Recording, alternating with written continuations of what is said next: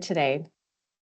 Before we begin today's session, I would like to acknowledge that my office is situated in Ottawa in the National Capital Region, and I am on the traditional unceded territory of the Algonquin Anishinaabe people.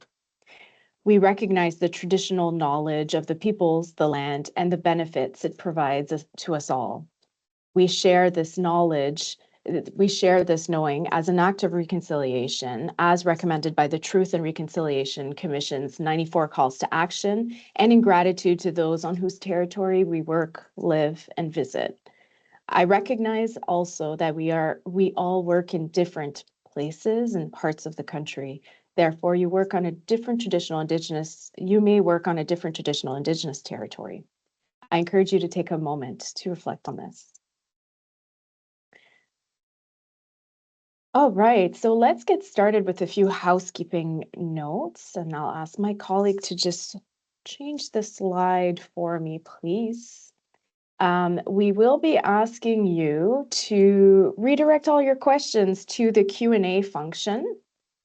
Let's see if Geneviève, can you change the slide for me, please? Let's see here. There, thank you. So a few housekeeping rules. So we will be using the Q&A function, as I just mentioned. If ever you're having issues accessing the Q&A, we'll try to keep an eye on the chat as well. What's great about the Q&A is you'll be able to like or upvote a question, which really helps us prioritize. If you end up seeing a question that looks similar to what you were going to ask, how about you give it a like instead, and we'll try to prioritize questions that way. This information session will be in English only. We are having a French session at 2 p.m. Eastern Time today as well. Live captions are available if you click on the More Options, the three little dots at the top of your screen. Under the Language and Speech section, you can select Show Live Captions. Please note that we will be recording today's session for transcript and accessibility purposes. We will be sharing the presentation and additional resources via email after the event today. So quickly, before I pass this along, I just wanted to thank you for taking the time to be here today. And I will very briefly, just like to take a few minutes to quickly explain the NMC, the National Managers Community, for those of you who may be new to the community. You might be new, but the NMC has been around for 25 years. We're celebrating our 25th anniversary this year. So that means 25 years of supporting and advocating for managers, across Canada, which is pretty fantastic. We are here to help amplify the voices and promote the needs and interests of managers to senior executives, such as through our Deputy Minister Champion, central agencies, advisory boards, etc.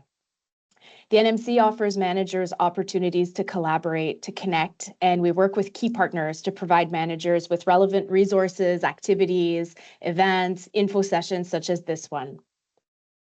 That's all I'll say on the NMC. You can click you can find out more through some of these links that you see here. And like I said, we will be sharing the presentation at the end. I know you're not here to listen to me today. So without further ado, let me introduce you to today's session. I'm pleased to introduce Christopher Lebrun, Senior Director of Workplace Policies and Programs at the Office of the Chief Human Resources Officer. Today, we're here to learn more about our obligations and responsibilities as a manager as it relates to our duty to accommodate employees and how to effectively navigate requests in a supportive manner and many other things. But I'll let Christopher tell you all about it. So thank you for being here, and over to you. Thank you so much, Kimmy, and you can hear me? Okay, just want to make sure. Yes, as you mentioned, my name is Christopher Lebrun. I'm the Senior Director of Workplace Policies and Programs. Our team is responsible for the overarching policy on people management and a number of directives that flow underneath, including the duty to accommodate, the directive on telework, directive on mandatory training, interchange, just to name a few. Our team is also responsible for the direction on prescribed presence in the workplace. And so this session sort of brings together some of those elements that we have been hearing in the system. We are here to talk about the directive on the duty to accommodate and some of the questions that you may have. So our session today is comprised of two portions. I will go through a presentation and there'll be some interactive questions peppered throughout the presentation, just to get some feedback from you and just a general understanding of participants' understanding of the directive on the duty to accommodate and the accountabilities and responsibilities of managers underneath that directive. And we'll also leave quite a bit of time, hopefully, for some questions that you have and take some questions that you've had as managers with respect to the duty to accommodate. We would ask that you not bring up specific issues that you may have within maybe your teams or personal issues with the duty to accommodate. There are people within your departments that can take those questions, and we're happy to walk through some of those things throughout this presentation. But this is really just a information session to get questions on the general application of the duty to accommodate. So the first question that we have is to you, and this is a poll question, I understand my role as a manager in the accommodation process, and the options are yes or no. And so we'd ask that you please provide a response to that.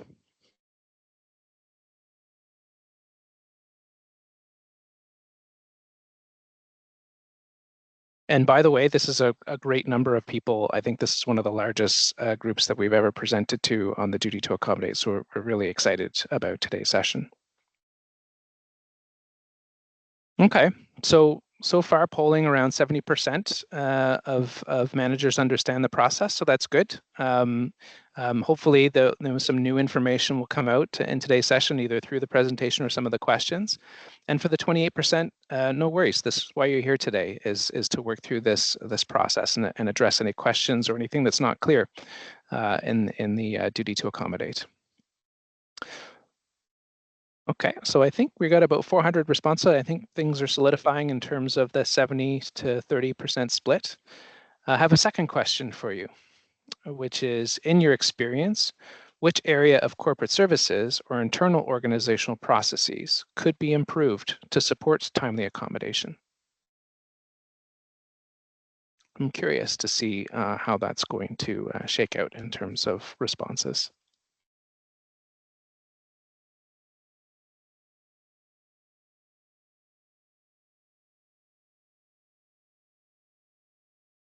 Okay, so we're going up. It's about 100 responses. That's good.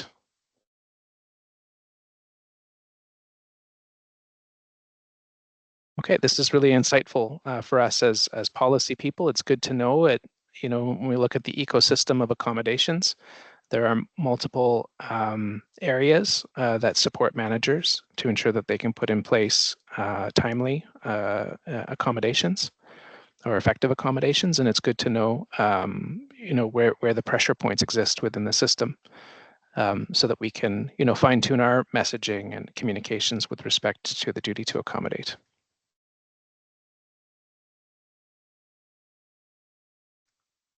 Okay, so labor relations, not surprising. Probably the first people you call when you have an accommodation request or when you're looking to put in place an accommodation. And workplace accommodation centers being the second. Also not surprising. I know many departments put in place workplace accommodation centers. I had led the development and implementation of a workplace accommodation center here at TBS as a department in 2022. And to help managers exercise their responsibilities with respect to accommodations. So I know that that's becoming more of a practice within departments. Okay, I think we've got all the responses. So let's turn to the presentation that we have, and I'll walk through a deck. And I'll try not to spend too much time on it because our experience is that the richness of the discussions, or the richness of the presentations, comes in the discussions and the questions that participants have. So I'll start with slide 2. So as I mentioned, the DTA has been top of mind for our senior leaders across the public service and a topic of much discussion lately. These discussions have been focused on how we can support effective and timely accommodations for employees. As you know, the obligations on DTA stems from the legal framework of the Canadian Human Rights Act. While the directive on DTA is part of the policy on people management framework, it is tied to so many areas, including but not limited to occupational health and safety, facilities, information management, procurement and contracting, material and financial management. Today, I will share key OCRO DTA messages and resources, including common scenarios which we have developed to support you as managers in navigating the DTA process in a hybrid workplace. Next slide, please. Here are the cross-cutting observations from consultations with organizations, the Persons with Disabilities Champions and Chairs Committee, and the Joint Consultation Committee with the Public Service Alliance of Canada. What we've heard is that it's important for OCRO to repeat and reinforce key messages and meet the community where they're at. And this is a good opportunity for me to flag that we usually, when we do this presentation, we don't do it alone. We have our colleagues from the Better Accommodations Project at ESDC, as well as the Office of Public Service Accessibility. We do have a slide later on in the deck that talks a little bit about the complementary nature of duty to accommodate, which is a case-by-case basis, and accessibility, which is around removing systemic barriers for persons with disabilities. Slide 4, please. Before moving forward, let's take a look at what the DTA is and what it isn't. The DTA stems from the Canadian Human Rights Act and is about addressing workplace barriers to prevent discrimination in any of the 13 prohibited grounds under that act, which includes disability. It is important to familiarize yourself with these prohibited grounds as part of your management role. Annex A of this presentation, which will be shared with you, highlights how accessibility and DTA are complementary, and Annex B provides an overview of the DTA policy framework. I would like to mention here that when referencing the legislative framework, OCRO uses the terms that apply to the Act. Requests for accommodation are addressed on a case-by-case basis to enable employees to contribute fully to the organization. Under the directive on the duty to accommodate, managers are responsible for providing reasonable accommodation measures up to the point of undue hardship and in consideration of occupational requirements. Undue hardship is considered on a case-by-case basis in consideration of health and safety and cost. There is no set formula to determine undue hardship. It is typically considered at the enterprise level and not the manager's unit level. Annex C of this deck provides additional information on undue hardship and occupational requirements. It is also important to remember that DTA is not about employee preferences in the workplace. The directive on DTA outlines specific responsibilities for both managers and employees in the accommodation process to help ensure that employees are equipped for success. Annex D of this deck provides you with information about the responsibilities for managers in the accommodation process. Next slide, please. DTA and requests for telework. As mentioned, OCRO recently developed scenarios that include considerations for managers to help address common DTA requests. The first scenario is about an employee who requests full or part-time telework as an accommodation measure. Before we get into the considerations on the screen, another poll question for you. And that is, employees are responsible for letting their manager know they need accommodation, true or false? So I'll wait for the question to pop up and see the answers.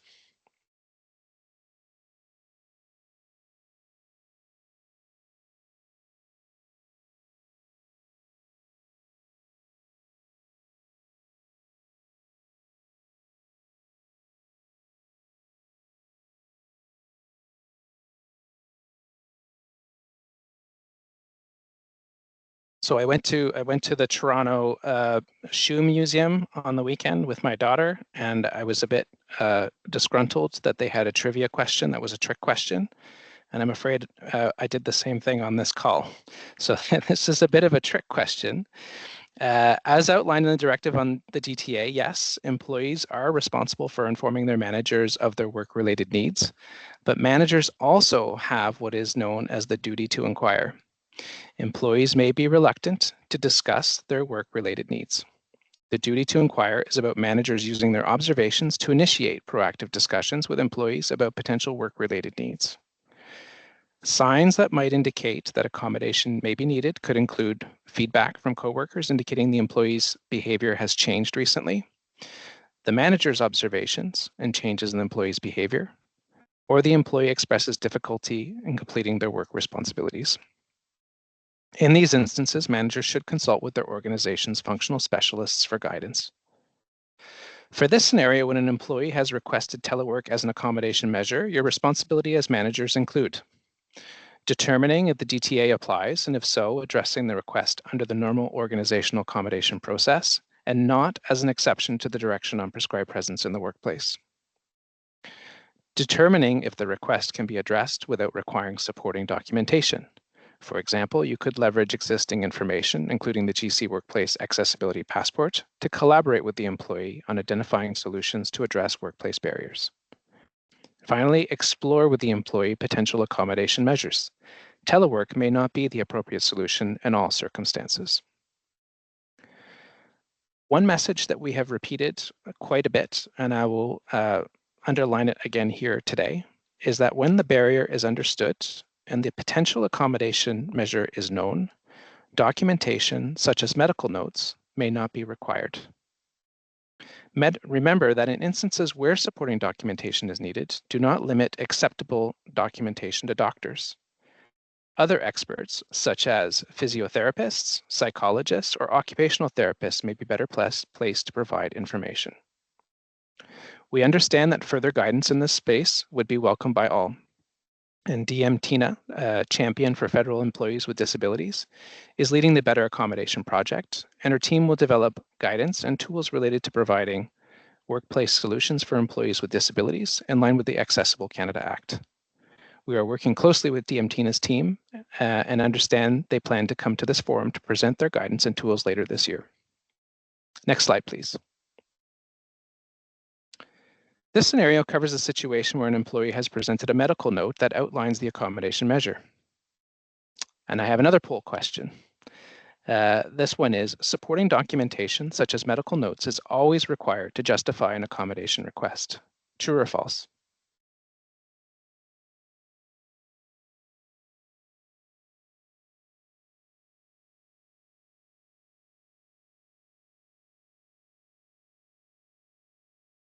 Just waiting for the poll. There it is. Okay.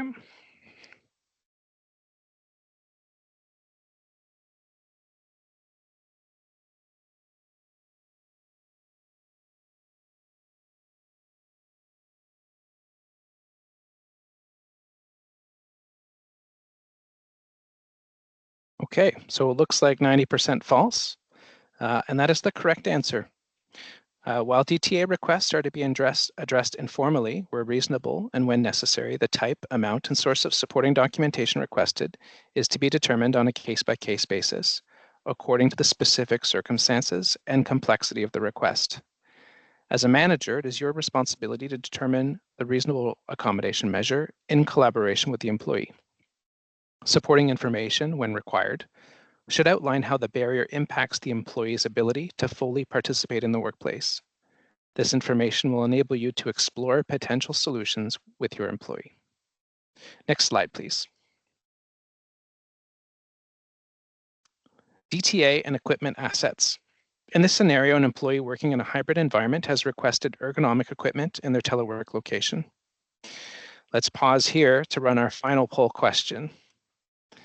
And that is, the duty to accommodate applies only in the employee's designated work location and not in their telework location. True or false?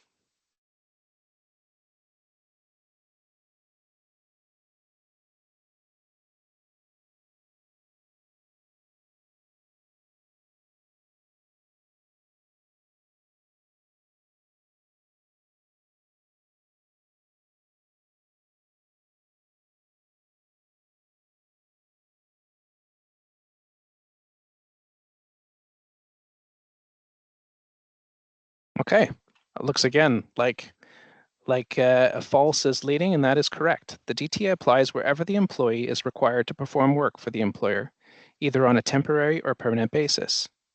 In some instances, ergonomic equipment may be part of an accommodation measure. It is important to determine if the barrier for which the employee requires accommodation in the same is both the designated and the telework location.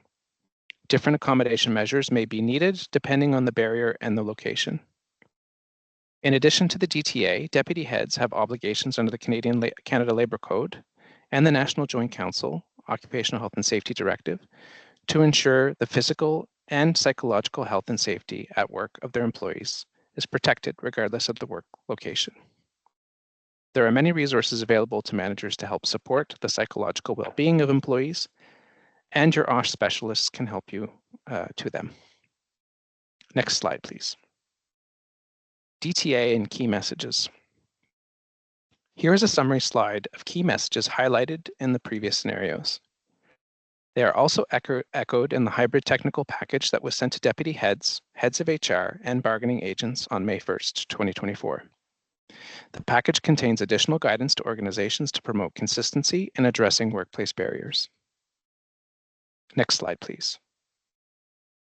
OCRO's new GC Exchange page is your one-stop shop for all things DTA.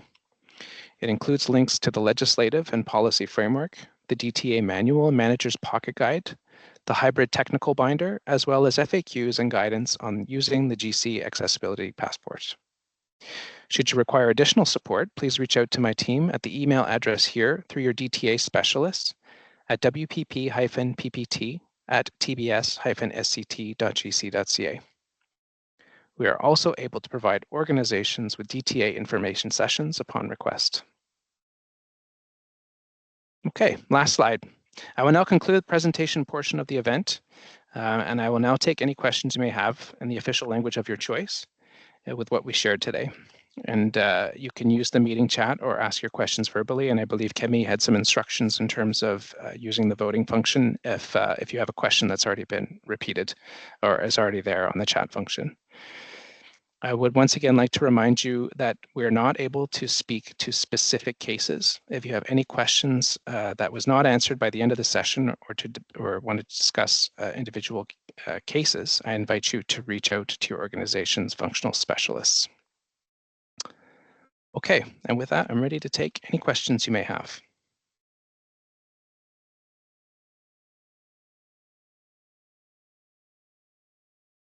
Christopher, just before you get into the questions, we're getting a lot of questions about whether the presentation will be shared. So I just wanted to repeat that, yes, in fact, the presentation will be shared after the session. So I just wanted to mention that. You do have a few questions in the Q&A, so if you'd like to go take a look there. I also see a hand up, but I'll let you manage the questions if that's okay, Chris. Yeah. I think so. Right, let's see here. Let me just see here. I have three. Yeah, a couple screens going. Let's see. Okay.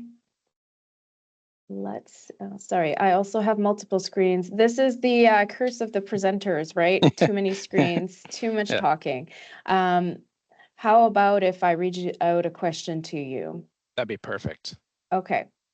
I know the role as per the duty to accommodate directive, but it gets watered down differently by different departments, and a lot of managers not realize that they can play a greater role, go to bat for their employees. So it's not exact. It seems like more of a comment, but perhaps you could maybe address that a little bit. I can't speak to all specific cases, but that makes a lot of sense to me. Managers should be having the conversation, should feel comfortable having the conversation with employees to determine what the barriers are and what the potential solutions are. And I agree that, in some cases, a manager, can be a champion. An employee who is accommodated can be a productive employee and an engaged employee. So it really is a benefit to management to work with employees, have the conversation, see what works, and maybe see what doesn't work. Sometimes with accommodation process, it's a trial and error process. Some accommodations get put in place and they're not fully meeting the expectations of the employee and maybe the manager. And so continue to have that conversation to exercise your role and your responsibilities as a manager. But as I said, to also promote a productive and engaging workplace. Thank you for that. Here, I guess I'll keep helping you with some of the questions. There's one that received quite a few upvotes here around family status. So I often hear about duty to accommodate based on family status, i.e. an employee needing an accommodation based on being a single parent, for example. Is this what is meant by family status? What would be other examples that would fall under family status? It can be. I think that's a good example of a situation where an employee may have responsibilities that come from family status. There are other cases too where you may have a child or a family member that requires, needs that the employee has to support with, or has a legal obligation to support that particular family member. Again, having the conversations in terms of what the barrier is. Sometimes the barrier could be, that 8:30 stand-up meeting that you set up on Tuesdays, I can't make it because I have to take my child to daycare or to school. Is there a possibility that we can move that stand-up meeting from 8:30 to 9 o'clock on Tuesday when I'm going to be in the office? It can just be as simple as that. It could also look at different hours, in terms of employees, particularly with employees who may even be teleworking or on site and may require different hours they can fulfill those family duties. Okay, thank you for that. I am just kind of bouncing between the Q&A and the chat. I'm not sure if you can, but there's a question around, can you share DTA examples of approval to work from home outside of the TBS 60/80% in-office guidance? I cannot, because it's a case-by-case basis. There are too many things to consider. I mean, this is the largest employer in Canada. There are different jobs across the country, and so it would be imprudent for me to provide a specific answer on that.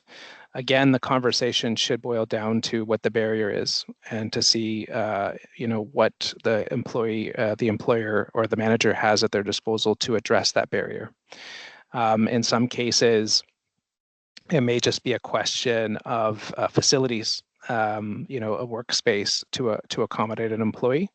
And being able to work again with some of the key people within corporate services like facilities or procurement or asset management to support employees with accommodations. As I mentioned in the deck, telework isn't always the best solution for employees, and not always the best solution for the organization as well, depending on the type and nature of the job.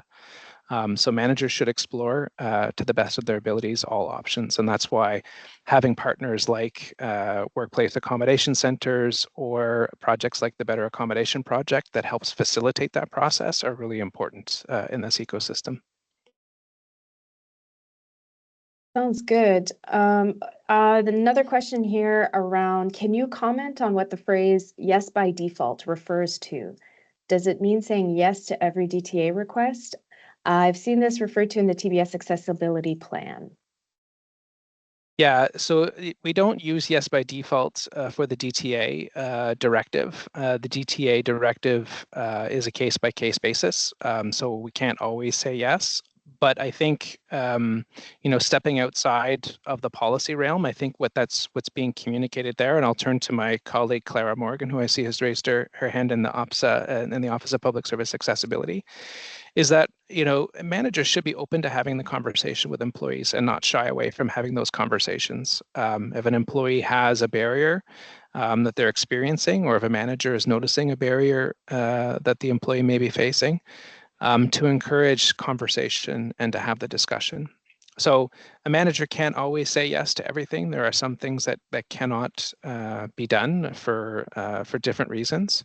But managers should explore to the best of their ability any potential solutions to barriers that employees are facing. Claire, I don't know if you wanted to say anything else in addition to that. Thank you, Christopher, and thank you for a great presentation, and thank you to NMC for organizing this great session, and to all of you who are participating. So yes, we do use yes by default, but it doesn't mean yes to everything. And I agree with Christopher. It is getting to yes. So we would suggest that the employee and manager sit down and have a conversation and use the GC Workplace Accessibility Passport to build a trusting relationship. Because if the employee has come to you as a manager to identify barriers, then there is something there that could help them be more productive. It is all about employees having their barriers removed and being productive and succeeding at work. And I just want to point out to you that we will be launching a digital version of the GC Workplace Accessibility Passport in summer 2025. And I have included a survey that I would love to gather some ambassadors' names of managers who we can develop a buddy system to support us in launching the passport. And you will have lots of information that we will be working with NMC to provide you with a demo on the digital version. So thank you for this opportunity to jump in. Thank you. All right, let's move along to other questions. So we have a longer question in the Q&A, but they've summarized the questions at the end. So it's 2 questions. One is, how long does a telework agreement have to be? And then the second one is, are all employees required to obtain a medical note for an ergonomic assessment, regardless of whether it takes place at the office? Okay, so on the first one, notwithstanding the case-by-case basis, the directive on telework states that the telework agreement should be revisited at a minimum on an annual basis. And the same requirement is for the DTA process. And this kind of ties into a second question that I saw on the chat that talks about, I have a permanent disability. Why do I have to revisit my accommodation request on an annual basis? And it's really a check-in point with managers to see if everything's working and everything is going according to what was intended within the accommodation request. Things can change, the environment, the context can change. I think of maybe an accommodation that was put in place in 2019. How does it apply today in 2025? And how we work and the tools and those kinds of things, the different kinds of technology that exists today that maybe didn't exist in 2019. So it's not about reopening what the disability is, and the DTA process really shouldn't be about that. It's not about the medical situation that an employee is, or questioning what the prohibited ground of discrimination is. It's about the barrier and about addressing what the barrier is that the employee faces. And the context can evolve and shift. So, the DTA and the telework directive state 1 year. That's the bare minimum requirement. But you may want to look at things on a faster scale, depending on putting in place an accommodation. As I said, an accommodation might not, the first one put in place may not work, and you need to have continue the conversation to ensure that you are doing everything you can to support the employees. On the second one, on the ergonomic question, again, it depends on the situation. Reaching out to your LR advisors or your occupational health and safety advisors within your department may provide more specific feedback or guidance. For the most part, and again, I would turn to my colleagues at OPSA here, that there was a memo that went from the former Controller General and the Deputy Minister of the Office of Public Service Accessibility, encouraging managers to use acquisition cards for tools or equipment to help employees. Oftentimes, those things can be pretty easy to obtain for managers to support employees. And sometimes an ergonomic assessment may take $800 or $1,000, but really what the employee needs is a keyboard, and that costs $80. So use the tools, the resources, the people within your department to help you kind of figure out what the best accommodation process will be for your employee. Clara, I see your video on. Just want to double check to see if you wanted to add. No, I'm just so supportive of that approach, Christopher, because you have a lot of discretion and you can exercise that and be confident. And if you don't know, ask the employee. Not every major decision needs to be sent to your, higher level. You are the manager. You're responsible for creating an inclusive workplace. You are ultimately responsible for the duty to accommodate your employee. Exercise that. Use those muscles. Gain confidence. Gain disability confidence, and approach your employee and ask them, how can I help you succeed in the workplace? Thank you so much. And Chantel, I know your hand is up, and I realized I skipped over some of the context in your question, but because of time, I think I will just keep going with some of the questions, but happy to connect afterwards with you if you do have some specific questions, if we didn't fully answer your question. And I hope I did bring it justice, and I apologize if I didn't.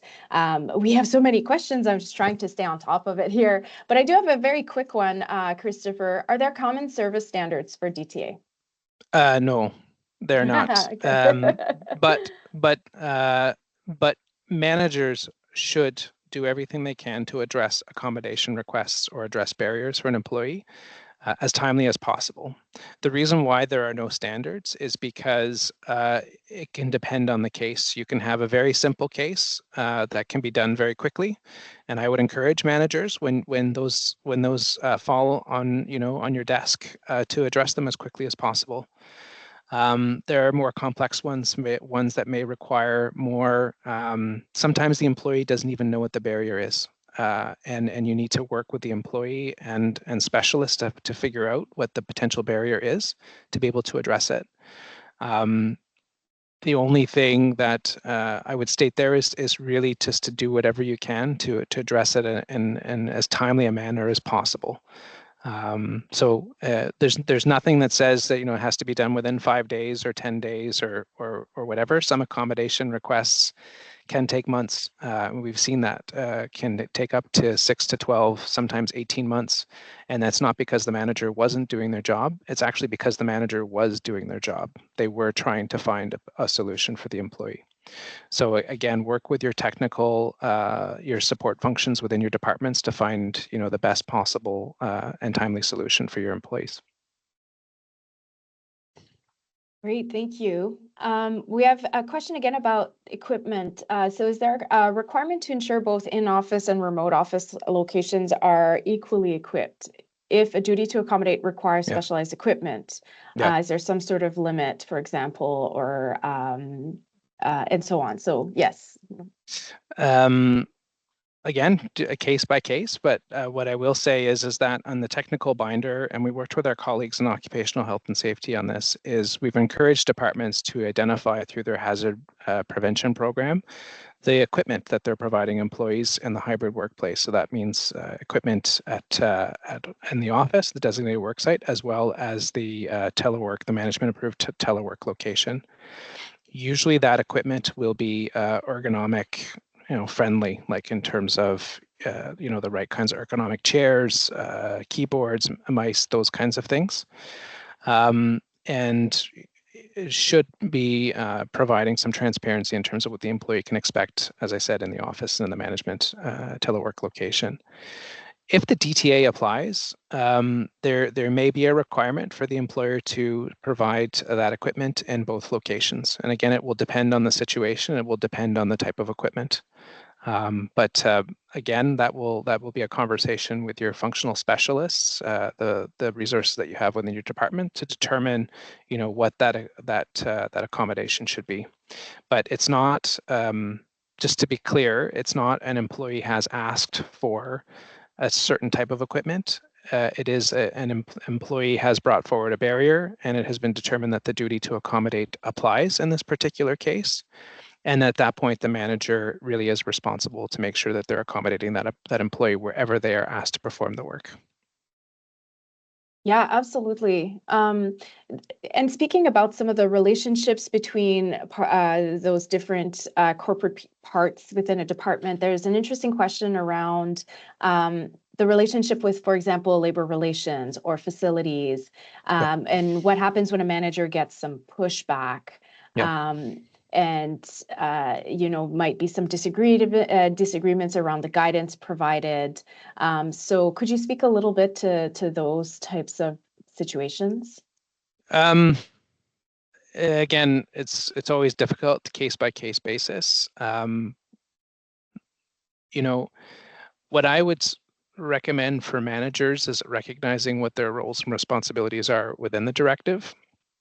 Is just be curious, ask the right questions, push your LR people, respectfully, obviously, but push for more information to support maybe a decision that you'd like to make with respect to an accommodation.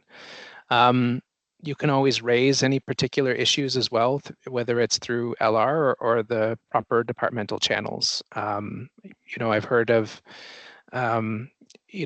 medical notes is one thing that we wanted to really communicate with you today, that they're not always required in accommodation requests, and that managers should be addressing accommodation requests informally to the best of their abilities.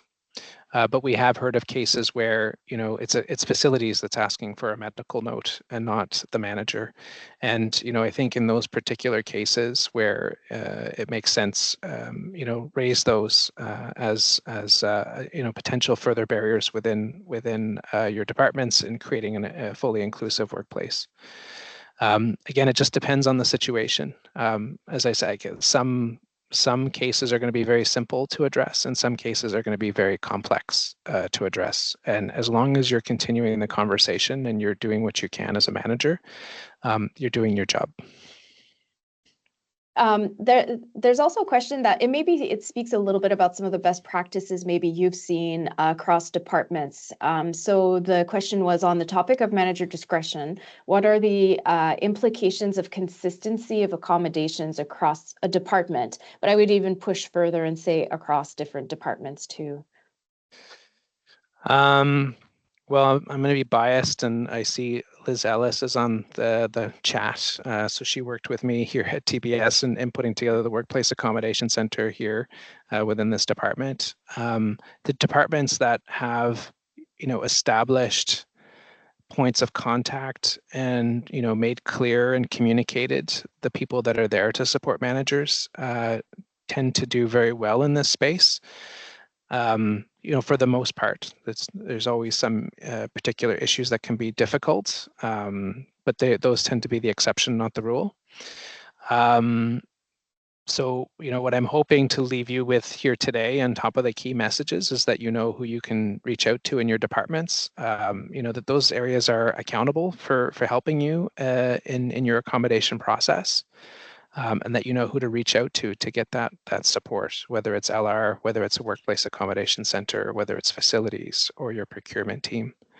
The more that who to go to in those areas, the more likely you are to have a good, healthy accommodation process within your department. There's an interesting question around, because you mentioned medical notes again and some of the guidance around that. Yeah. And sometimes barriers are not easily described by medical professionals or even employees. Yeah. And so do you have any additional guidance for those types of situations?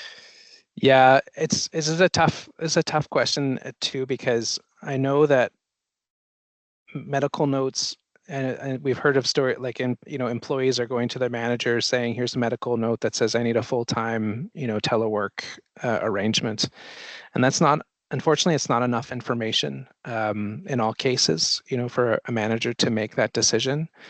Managers are accountable for understanding the operational context and the services that they're providing, and a doctor won't have that information. And it really should just be limited to what the barrier is for an employee, so that you can better understand to know what the accommodation process should be. So I think it's unfortunate on all sides, because an employee has gone to their doctor to get that note, and they're not easy to get, but they're not always helpful. So we are, trying to figure out ways to make sure that managers know when they shouldn't be going seeking medical notes, or when they know it's appropriate, they have all the information. But there's another part of that too, which is to help employees understand when it's appropriate for them to get those medical notes that can help a manager determine what the barrier is and the potential solution. Thank you. And kind of along the same line of thought, there's a question around if you could elaborate a bit more on the bona fide occupational requirements, when it applies, how it's established, are employees to be informed of any bona fide requirements before, or even when you're looking at the staffing process, and et cetera. So if you could speak a little bit more to that. Yeah, so the bona fide the bona fide occupational requirements are qualifications that are required to be met in order to do the work of the position and determined by the manager. Managers should be proactive with offering accommodation throughout the recruitment process and onboarding process to ensure that employees are aware of how to request DTA and how they can feel comfortable doing so. The DTA is not a once and done conversation. Employees need and may change over time. So conditions of employment included in letters of offer should indicate what the requirements are. And you may want to continue the conversation with your functional specialist to determine what the bona fide operational requirements of a position are, depending on the type of work that you do or the service that you're providing. Okay, thank you. There's a comment here about some departments have requested that the workplace directive be included in our employees' performance agreements. If an employee is not adhering to directive, to what extent should it impact their performance ratings? I personally have not heard of this before, so Yeah. I'm just curious if you have, and just to address that point. No, and it's not clear to me which directive are we speaking about here.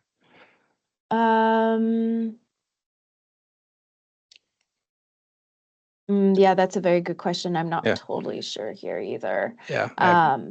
Yeah. Okay. Sorry, I thought it was a bit clearer in my mind when I first read that question, but apologies. There's so many questions that are being thrown at us, so I'm just trying to keep up. There's a question to go back again to medical note around employee privacy, and so kind of how to provide helpful guidance in employees who are seeking or trying to navigate through that. What is kind of that enough or not enough information, and the context of privacy? Yeah, excellent question. Your managers should do whatever they can to protect the privacy of the individual who's made the accommodation request. Really should be limited on a need-to-know basis. Particularly when having conversations with functional specialists, determining whether the person's name is a requirement for that process. One of the things we do see too is and I think one of the chats said it very well, is and a doctor's note shouldn't have the diagnosis for the individual. It really should just determine what the barrier is, so that information on what the barrier is, so that the manager can put in place the accommodation. So again, working with your departmental specialists to make sure that you can preserve the privacy and dignity of the employee that has put in place the accommodation request, or the privacy and dignity of the employee that you're trying to help through your observation as a manager and putting in place an accommodation request. Yeah, absolutely. There's a question around commuting to work and whether the time and requirement to commute falls within the DTA for the employer. If you could speak to that. No, not that I'm aware of. Yep. Thank you. There may be some cases. Again, it's a case by case basis in terms of, but for the most part, the travel to work is not an employer's or manager's responsibility. Right. There's a question here around temporary accommodation. So if whether something, a formal duty to accommodate is required for temporary, or if you can speak a little bit more in general around temporary accommodation requests. Yeah, temporary is perfectly within the realm of a manager's toolkit to support employees. To the same point that I mentioned before, accommodation is not a one and done. It needs to be revisited on an annual basis, and you may determine, depending on the situation, because the situation may be a temporary barrier that the employee is facing, and you can definitely put that in place and revisit it after, let's say you put it in for 4 weeks, leave yourself a note, revisit, see if it's still working, see if it's still needed, and either continue or end it. Absolutely. I see, see here, May. Yes. Yes, you'd like to add something, May? I just wanted to jump in. Thank you so much for the presentation. Merci beaucoup, Camille. We've talked so much about different aspects of the duty to accommodate directive. So this is super, super excellent, and really thrilled to see how much energy there is. I can barely keep up with taking my own notes and seeing all the chats with the questions. So certainly lots of questions, lots of interest, and lots of energy on this call. We've raised the BAP. Christopher, you've raised the BAP a couple of times. That's the Better Accommodation Project. And you've mentioned also the Deputy Minister Champion. And so just a 30-second kind of blurb around this project, which is being led by our office and the DM Champion's office. And really what this is about is, over the course of this year, is to look more closely at problematic areas in the area of accommodations within a certain number of partner departments. So we're working with 9 departments to really examine the whole accommodations process to see where it's going well, but also, more importantly, I would say, to see where there's problematic areas where the process is unclear or any other improvements that might need to be made. And so at the end of this year, we're looking to provide information that can be used by all departments, not just our partners, to look at how the process can be improved in their departments. We're learning so much from our partners. One thing that was raised earlier, Christopher, is around the disability confidence. I think Clara spoke to that. And one thing we're really learning, among many different insights, is managers are not always sure where to go for information. And sometimes that's just, the communications internally in a department may not be clear. So sessions like this are so important to kind of get people in a frame of mind to, go and track down that information proactively so that you're familiar, so that you can build that confidence. It's not a one and done. It's that ongoing conversation with employees. And so just on that piece, really important to be equipped and to be knowledgeable through sessions like this. So I'll jump in again if needed, but I just wanted to reinforce our support for engagement such as this. Thanks so much, Christopher. Well said, May. Thank you. Thank you. Okay, so we have about 5 minutes left. I'll try to get to maybe one or two, a few more questions to try to get as many as we can. There's a question around to what extent do managers or even departments, do they have discretion to impose a greater process burden, if you were to call it that, around, let's say, medical documentation over and above what is required by the TBS directive and even, let's say, other processes like the accessibility passport? A case-by-case basis, depends on what the barrier is, depends on what the accommodation request is. Again, the directive is very clear. It's I think it's stated in 2. I used to remember where it was. I think it's A232. My team will correct me after, I'm sure. But addressing requests informally where possible. So when you know what when you know what the barrier is and you know what the solution is, a manager may have everything they need to put in place that accommodations. I do have I'm sorry, Clara, I didn't see you. Go ahead. Just to say, I'm a little bit concerned that managers are asking so much about medical notes. I'm really concerned. We have worked so hard at the Office of Public Service Accessibility since 2018 to move away from a medicalized model and to move toward a model that is about the interaction of the environment. And I'm speaking specifically to persons with disabilities. I am just really sad to hear that we are asking so many medical notes from employees and burdening the healthcare system. There's other ways to ask for information, but it is not about proving your disability per se. It's about finding solutions so employees are equipped in a safe and healthy environment. That's your focus. Your focus is about how can I make my employee succeed in the workplace? They're coming to me, they're facing barriers. I want them to succeed. We have maybe, changes coming down the pipeline. We may be doing more with less. So you want every employee equipped to succeed. That's your focus, right? And so what can you do? What can you do to equip your employees to succeed so that they come and are fully productive to deliver on the government's priorities? So if we can keep that, and not about what can I find that is disprove the employee that they're not telling the truth. It's not about that. You're building a trusting relationship, you're building a healthy workplace, and you're building an inclusive workplace where everybody can succeed. So I'm just a little bit, Christopher, really concerned about the medical tone with all the questions are about medical notes. Is this what we're doing right now in the public service, asking employees to give us medical notes? I hear you, Sorry, Clara. That's okay, and I think that's really why we're here today, is a better understanding, because it's not. I don't think it's as simple as managers are asking employees about medical notes. I think employees are also going to their managers with medical notes as well. So we just want to make sure that everyone is equipped to understand, what the process is and how managers can exercise their accountabilities and their responsibilities. But it's very clear, Clara, to your point around,